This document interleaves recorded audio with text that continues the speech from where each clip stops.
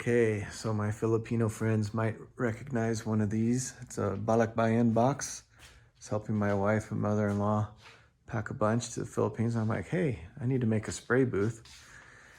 And so I got a couple spares and I've just cut it out and have been duct taping it, and even scored this little fan from them. They're just getting rid of a bunch of stuff.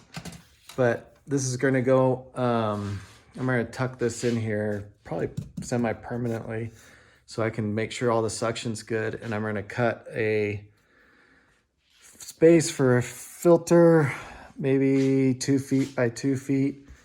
And I think I wanna put a little bit of wood along here to make sure that this doesn't keep sagging, because it is sagging a little. And I had one of these Harbor Freight lights, and so I just cut a really tiny hole. And I'm like, I didn't want to buy any more lights, but check out how bright that is. Give you some scale. So I wanted to make this because I'm painting parts for a project, actually some upgrades for this.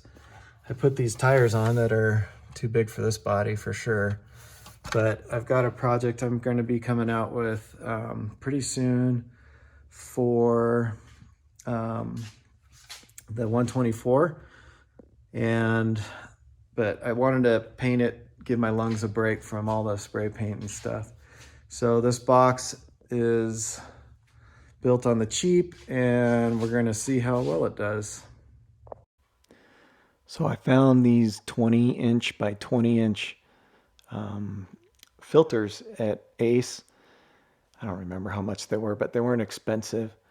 And what I decided to do is I first outlined it, and then I measured in, I think it was like 3/4 of an inch. And then you can see me just cutting it out. I kind of wanted to make something that can allow the filter to switch, or just allow you to switch the filter out. But for now, I'm just going to duct tape it. And what I'm doing here is trying to seal all the spaces so that it draws the air as much as possible through the filter. These are pieces I've already prepped, and I'll include more details on the build of this project, which will be a separate video. Most of you probably recognize what this is already, but what I did is I wet sanded these pieces and stuff.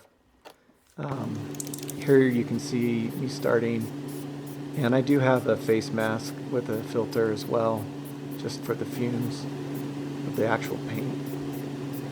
And as you can see, as the video progresses, you can see the buildup of the overspray getting sucked into the filter. And so I'm happy to report that it works really well. And I'm going to go ahead and wrap this one up. It's going to be hard for me to tell you the price, because I pretty much got the boxes for free, the fan for free, the light I already had duct tape at the house. And I don't remember how much the filter was, but it's probably less than $6.